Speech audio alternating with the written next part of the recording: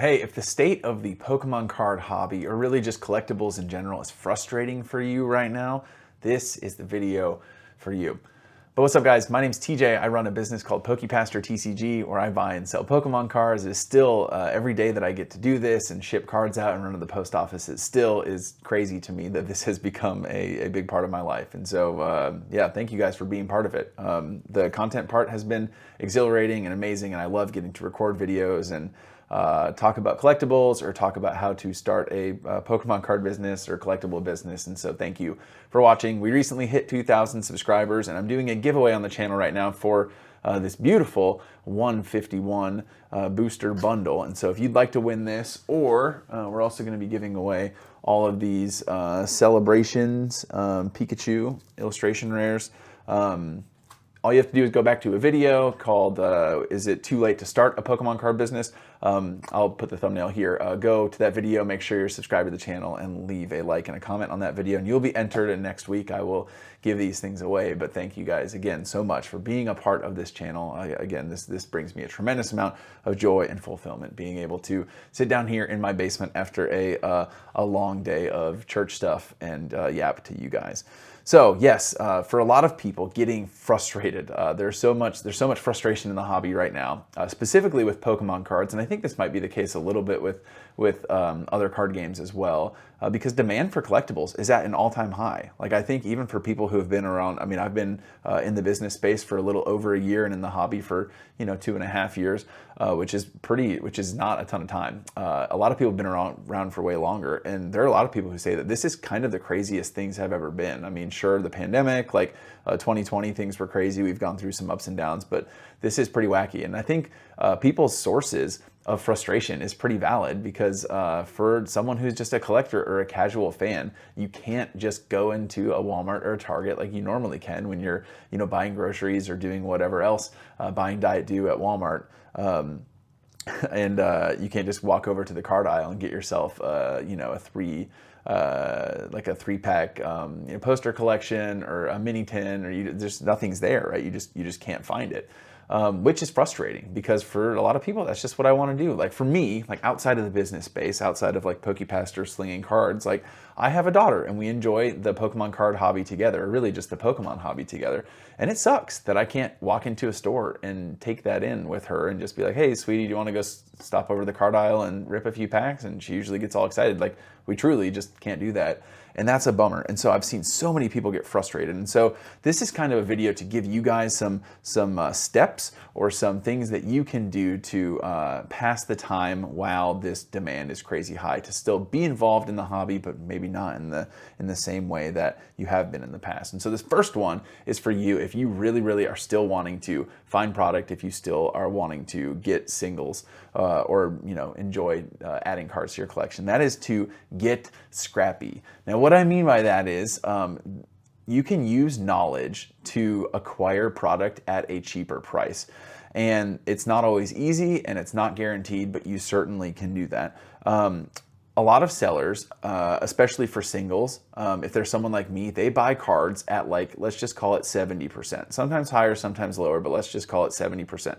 So if someone like me buys cards at 70% market, and I sell cards on a platform like TCG Player, which pays fees, now, sometimes I can sell cards on the marketplace for over market, but let's just say that I'm not doing that. Basically, I'm looking to make 15% on every sale. Now, if you were to approach someone like me and be like, hey, I see you've got these cards listed, or someone else who sells online, you can go to them and be like, hey, could I buy these cards from you at 90% of market or at 85% of market? And depending on, there's a good chance that someone might take you up on that. And that's a big reason of why I sell to you guys 5% under market, right? So if you guys go to my pro seller site, which is linked down below, you can look at all of these cards. Now, if someone buys those cards from me through just like the marketplace on TCG Player, I will make more money from that transaction, but I give you guys a chance to get cards a little under market because it helps me help you guys as viewers of my channel, if you're collectors, get some cards under market, and then also lets me build a bit of a brand, or to start to build a relationship with you guys as buyers, especially for those of you who are collectors. So yeah, I just recently have uploaded all sorts of stuff to that site, so go check it out. We've got some really cool stuff there, lots of Crown Zenith and 151 and even some older cards as well. So I got some pretty cool stuff there right now. Check it out before it is gone. But outside of that, with the online seller space, that's one of the coolest things about going to a card show. So if you live in a place where there are local card shows that take place, just go and don't be afraid to go up and ask someone if they'd be willing to take $5 off of a card or $10 off of a card. They might say no, right? Because especially for people who are vending, they might not be buying at 70%. They could very well be buying at like 80 or 85%, knowing that they're going to be able to get market in cash at card shows, and like that's fine, but you just might have to get a little scrappier when demand is so high, and that's just one of the real like side effects of demand being so high. And another way to get scrappy is to be one of those people that, you know, has notifications set up, or you use one of the like Poke Notify or whatever those like notification Discord groups are. I've never used those. I don't know anything about them. I just know that a lot of people do, so that, you know, when there's a drop on like Best Buy or the Pokemon Center or Walmart, you can, you know, try and hop on and order some stuff before, you know, it all gets taken up. And so if you really are trying to acquire product to open because you just love opening packs and you feel like you can't, those are a couple ways that you can get scrappier, of course, and this is extreme.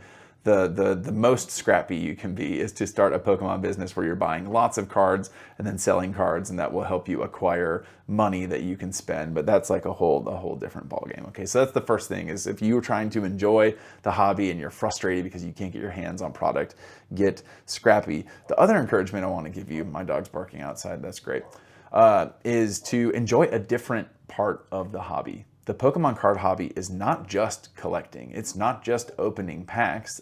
In fact, the trading card game is incredibly fun. I spend more time watching content, actually. Like, I'll watch some Pokemon card business content or some, like, you know, market content, collecting content. I like that kind of stuff.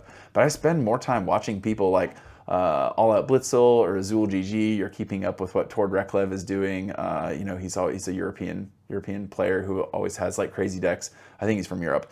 Anyways, like, the competitive scene for the trading card game is super fun. And you guys might not know this, but if you were to go and play at a local card shop, and sometimes they even have loaner decks for you to use if you don't have your own deck. Some shops will just have like generic loaner decks that you can use. Now, they might not be very good, but it'd be a decent way to learn the game. Oftentimes when you go and you pay $10 to compete in these, like, you know, local, just like Pokemon card nights, not even necessarily tournaments where it's just about like having fun and learning the game, they'll give you packs. Like, sometimes you'll get a chance to just acquire a few packs just for playing. Like, that's, you know, you pay $10, you get to play, and then you get a couple packs just for, you know, just for being a part of it. Sometimes they're like regular packs, and sometimes they're these prize packs, which have like a cool little like play Pokemon stamp in the bottom right of the picture of the card. And so those are really cool, and that's just another way to take in this hobby. You also get to build relationships with people. I mean, if I was not so busy, like if I was not doing church stuff and having a family, like I would spend so much more time at a local store, in a local scene playing, because I love being competitive, and I love playing the game. It's super fun. Every morning when I'm at the gym and I do some cardio before I lift, like, I'm always playing. So yeah, that's another way to enjoy the hobby for sure. And then lastly, I guess this is a little bit more of like a broader way of looking at it. But if you are enjoying a hobby, right, and that's what this is. Like, this is a hobby. We're talking about pieces of cardboard. Now, if you have a business, that's different. I'm not necessarily talking to you, but even so, if your business is like a hobby, right, and not something that you're like really relying on, or really not trying to like grow and improve on, if your hobby is causing you more stress and distress than it is joy, my suggestion to you would be to find something new. A hobby is supposed to be something that gives you a break from the craziness, right? Like, life is tough. We experience all sorts of things on the earth here that are really hard. I'm a pastor. I get to see all sorts of horrible stuff, right? And a hobby, whether it's video games, Pokemon cards, going to the movies, whatever it is supposed to be something that gives you a little bit of a break from the craziness, from the yuck, from the, you know, whatever in life, and just allows you to take a peek at a card and be like, oh man, you know what? Like, this Venusaur, like, that's pretty sick. Like, hey, like, I like that I get to have this. I get to collect this. I'm gonna shove this in a binder. I'm gonna display this somewhere. Like, that's what a hobby's about, man. If the extent of your hobby is going on YouTube and listening to people rant and rave and like, the market's horrible and like, this is awful and these scalpers and these people are bozos and like, these people are, you know, whatever, clowns or goofy, it's like, I feel like that's not super great for you. And so if that's where you're at, I would just encourage you, it might be time to find a different hobby, one that actually lets you relax, one that actually lets you enjoy life or have a break from, you know, the craziness that we all go through in the world. So that's what I got for you guys. I know sometimes it can be depressing. It can be a little like, oh, this sucks, or why is it gotta be like this? But those are some ways that you can still enjoy the Pokemon card hobby. Get scrappy with it, find a way to acquire cheap cards, play the game seriously play the game. Like, it is a ton of fun. If you've never played it before, I think learning and your first few weeks of learning the game, I think you're gonna have a blast.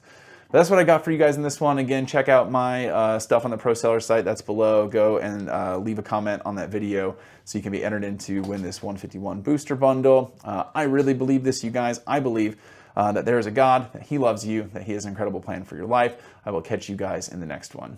Peace.